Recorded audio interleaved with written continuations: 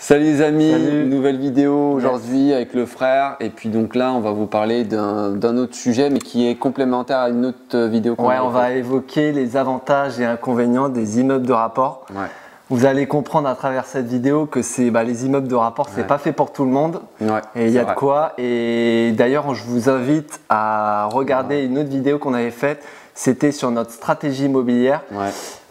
Et du coup, Tu la mettras là, dans la voilà. petite barre d'infos, vous Juste verrez, au-dessus. il va la mettre en et épingle. c'est vrai que du coup, on évoque pourquoi on en est arrivé aux immeubles de rapport et vous allez comprendre certaines choses à Ouais. ce niveau-là. Donc tout à fait, donc les avantages, inconvénients, donc on va commencer par les inconvénients, Ouais. c'est plus c'est mieux, et finir par le positif.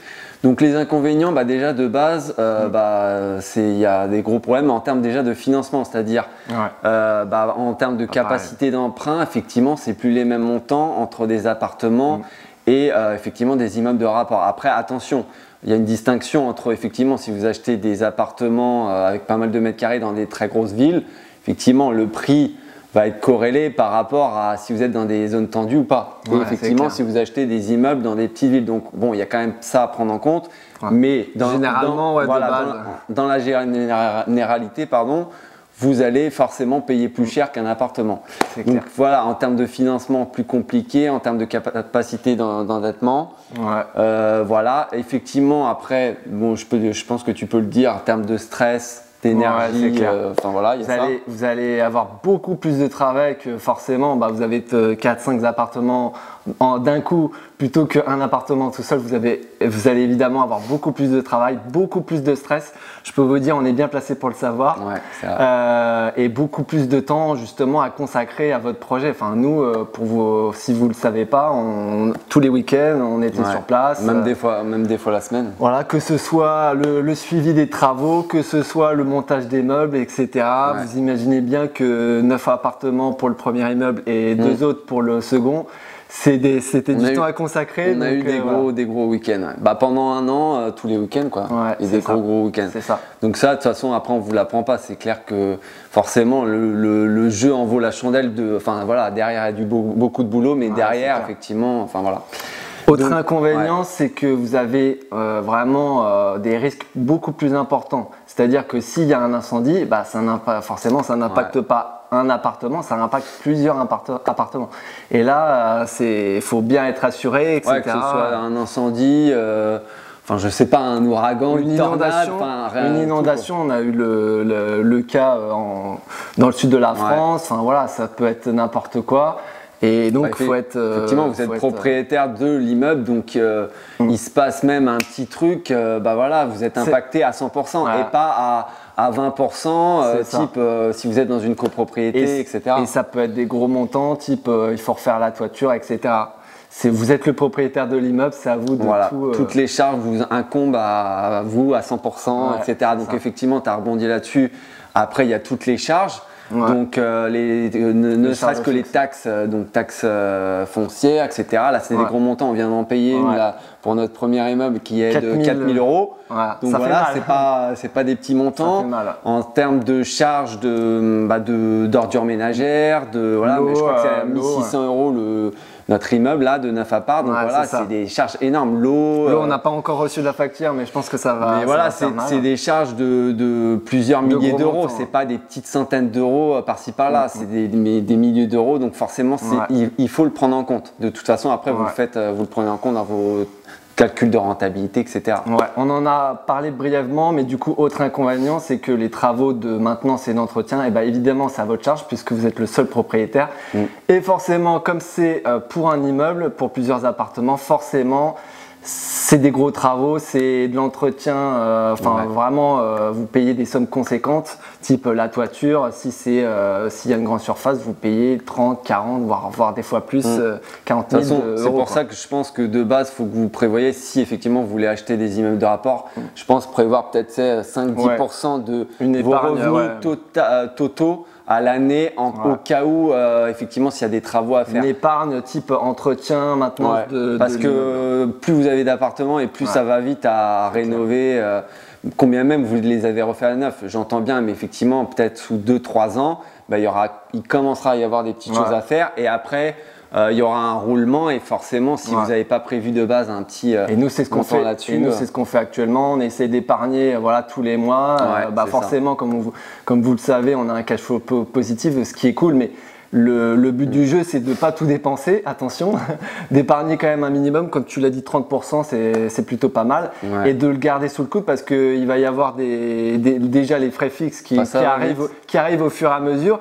Et en plus, au fur et à mesure des années, vous avez la toiture à refaire, peut-être la façade, etc., etc.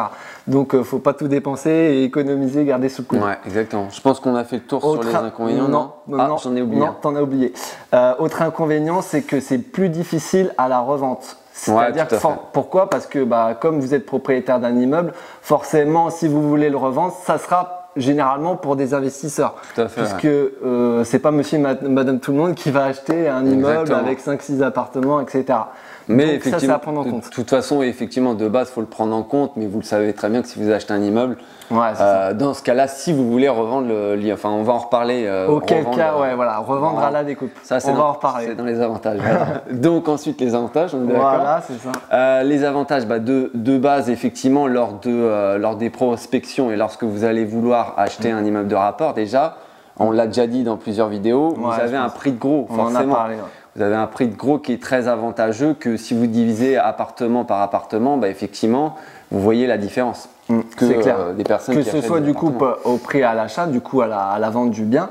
Donc forcément, vous achetez plusieurs appartements. Donc généralement, le prix au mètre carré à l'achat est beaucoup moins important que si vous prenez chaque appartement et que comme si vous achetiez en fait chaque appartement et que vous les additionnez. Forcément.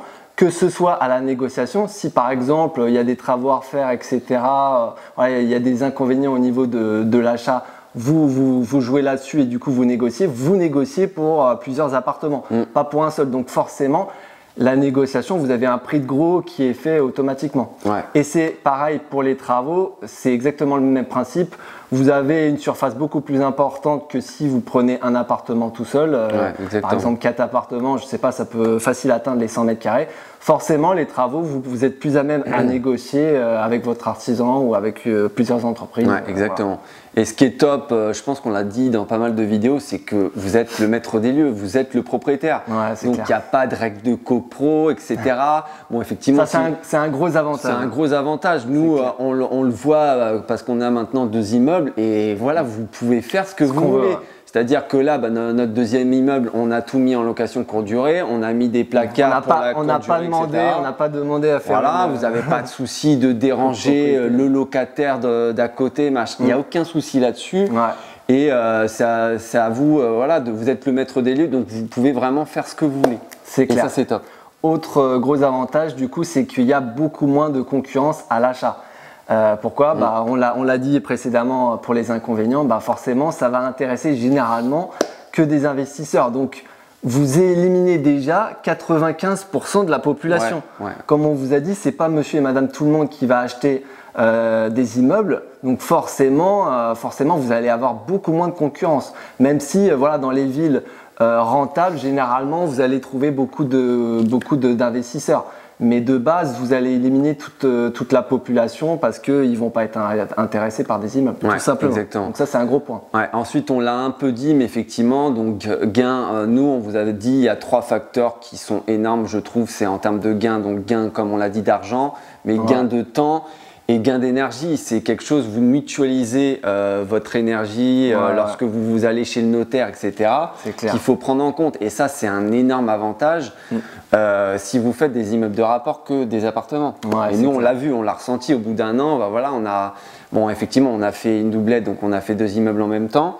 Mais effectivement, en termes de, on se dit une année là de recul, là ça fait 1 an, on a déjà 12 lots. Au bout d'1 an, on est propriétaire de 12 lots. Voilà, c'est un truc qu'on n'aurait pas pu faire appartement par appartement, c'est infaisable. Si vous achetez, je ne sais pas, 2-3 appartements, bon c'est largement faisable, 2-3 appartements par an, faites le calcul, et combien ça va faire pour avoir 12 lots. Je vous laisse faire les calculs, ça va prendre des années. Exactement. Des années. Donc voilà, autre avantage, c'est que vous mutualisez les risques. Ouais, tout à fait. Pourquoi? Parce que si par exemple vous prenez le risque des impayés, ce n'est pas pour un seul appartement, c'est pour plusieurs appartements, encore une fois. Donc si Un jour, voilà, c'est vrai que c'est à prendre en compte, mais bon, nous, on ne l'a pas pris en considération. Mais si un jour, ça peut arriver, il y a un locataire qui ne paye pas, et ben, vous n'êtes pas impacté à 100%. Pourquoi? Parce que ça ne prend en compte qu'un seul appartement et pas tous vos appartements. Et c'est d'ailleurs pour ça qu'on n'a pas de garantie loyer impayé. Parce que pas besoin. Excusez-moi du terme, mais voilà, on s'en fout de s'il y a 1 mois, 2 mois, effectivement, où un appartement peut être vide, on se dit voilà, on prend le risque et j'ai envie de vous dire, de toute façon il y a nos autres appartements qui couvrent ce risque-là, donc il n'y a pas de souci. Et si vous l'avez pris en compte dès le départ dans vos calculs de rentabilité de cash flow, il n'y a pas de souci à avoir. Et donc vous mutualisez tous les risques par rapport à ça. Et c'est pareil pour la vacance locative. Enfin, généralement, plus vous avez d'appart, plus si vous avez bien fait les choses, vous avez de la demande et donc vous mutualisez le risque par rapport à ça aussi. Généralement, plus vous avez d'appartements, plus vous avez le risque qui est de la vacance locative, mais ce risque-là est dilué par le nombre d'appartements que vous avez. Donc j'ai envie de vous dire, ma foi, si vous avez un appartement qui est vide 2 semaines, 1 mois, c'est couvert par les autres appartements. Ouais, c'est clair. Autre avantage, c'est que ça offre une meilleure gestion. Pourquoi? Parce que tout est au même endroit. C'est magnifique. C'est pas vous avez un appartement dans telle ville, un appartement à l'autre bout de la France, etc. Vous avez tout au même endroit. C'est vrai que ça c'est top. C'est vraiment l'éclat en termes de gestion. Vous avez vraiment aucun problème à ce niveau-là. Même en termes d'entrée-sortie, de signature de bail, etc. Des fois, on se dit, limite si on peut caler un rendez-vous la même date pour 2-3 entrées-sorties. Voilà, exactement, c'est top quoi. C'est tout bénef et vous n'avez pas à vous déplacer dans une autre ville qui a 1 heure de là où vous êtes, etc. Et c'est pareil pour la comptabilité. C'est vrai qu'il faut en parler. La comptabilité. Là, on est en plein dedans. On est en plein dedans. On se remet à jour. On a tout vu avec notre expert comptable. Pour lui, pour le coup, puisque c'est pas nous qui gérons, évidemment. C'est beaucoup mieux, c'est beaucoup plus facile que d'avoir plusieurs appartements. En termes de facture, parce que nous, on lui transmet tout ce qui est facture, etc. Vous verriez, faut avoir une comptabilité carrée. Je pense que ça peut faire l'objet d'une vidéo. Déjà de base. Mais si vous avez des appartements, c'est quelque chose. J'imagine même pas. C'est clair. Donc rien que par rapport à ça, c'est vrai que c'est à prendre en compte. Que ce soit l'eau, les ordures ménagères, etc. Tout est au même endroit. Vous n'avez pas à appeler les 2, 3, 4 mairies pour chaque appartement. Du coup, si c'est dans des villes différentes, pour gérer l'eau, pour gérer les ordures. Imaginez un peu. Ne serait-ce que là, ce matin, j'ai eu la direction des finances publiques, ne serait-ce que pour les impôts. Exemple concret. Exemple concret. Là, j'ai une personne ce matin, c'était pour régulariser les 9 appartements. Les 9 appartements, pour le premier investissement. Imaginez-vous bien, si vous avez appartement par appartement, ça se trouve, si c'est dans des villes différentes, vous devez appeler le service des impôts de cette ville-là, d'une autre. Ça n'en finit pas, quoi. Donc, rien que par rapport à ça, c'est un gain de temps encore énorme. Je crois qu'on en a parlé brièvement, mais du coup, autre avantage, c'est que vous avez une possible revente à la découpe. Et ça, c'est plutôt pas mal. Il y a un potentiel de revente avec plus-value.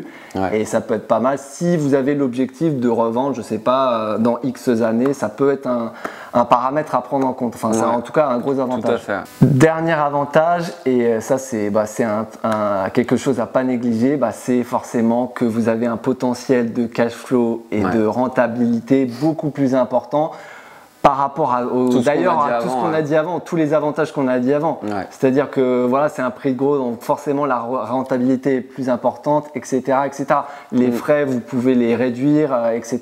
par rapport, comme vous avez plusieurs appartements au lieu d'un seul. Je pense que vous avez compris. De toute façon, les immeubles, c'est très intéressant. Quand vous êtes déjà de base dans des petites villes et en plus de ça, si vous faites bien les choses, il y a moyen d'être rentable. Effectivement, et maintenant c'est plus se dire en fonction de votre profil, est-ce que ça vous correspond ou pas en termes de risque, en termes de capacité d'emprunt, en termes de où vous êtes situé également. Parce que si vous êtes fait pour vous, dans des grosses villes et que vous n'avez pas forcément l'envie et le temps de faire 1 heure, 1 heure et demie de route pour aller chercher des grosses rentabilités avec des immeubles de rapport, là ça va être compliqué. Il y a tous ces petits paramètres à prendre en compte. C'est ça. Ou à contrario, et que je sais pas, vous êtes dans une petite ville et que du coup vous avez l'objectif de faire de l'investissement locatif et que ça vous dérange pas de faire 1 à 2 heures de route pour justement chercher un secteur rentable et acheter des immeubles, et ben là pourquoi pas, effectivement. On l'a dit dans pas mal de vidéos, prendre en considération vos objectifs et qu'est-ce que vous êtes capable de faire et de mettre en œuvre pour atteindre ces objectifs et des compétences également, parce qu'effectivement c'est bien de vouloir viser haut tout de suite et de faire des immeubles de rapport, mais effectivement il faut se sentir capable et avoir la volonté, l'énergie de se dire voilà, tous les week-ends vous serez sur site, etc. Pour réaliser vos objectifs. Donc il faut vraiment bien prendre en compte ça. Donc 3 choses à prendre en compte, tu l'as très bien dit, vos compétences, faut regarder par rapport à votre objectif, etc. Donc ça c'est un premier facteur. Deuxième facteur, on l'a dit, c'est votre budget. Forcément, si vous avez un petit budget que par rapport à votre capacité d'emprunt, vous ne pouvez pas aller au-delà de, je sais pas, 100, 200 000 euros, ça va être compliqué. Donc ça, c'est un deuxième facteur à prendre en compte. Et troisième, c'est le secteur. Si vous êtes dans une grosse ville type Lyon, Marseille, etc. et que vous ne pouvez pas trop vous déplacer, ça va être compliqué. Donc c'est un facteur à prendre en compte. Je pense qu'on a fait le tour. Je pense. N'hésitez pas comme d'habitude à nous mettre un petit like, ça nous fera plaisir. À commenter d'ailleurs si vous avez d'autres idées d'avantages, inconvénients par rapport à ce type de biens, les immeubles de rapport. Dites-nous d'ailleurs si vous avez des blocages justement par rapport aux immeubles de rapport. Dites-nous en commentaire et on sera heureux de vous répondre et de vous donner des infos par rapport à ça. N'hésitez pas à vous abonner si ce n'est pas déjà fait, parce que c'est important quand même pour nous et ne serait-ce que pour l'algorithme, qu'on soit mis en avant. Et puis on se retrouve pour la prochaine. C'est ça. Salut. Ciao.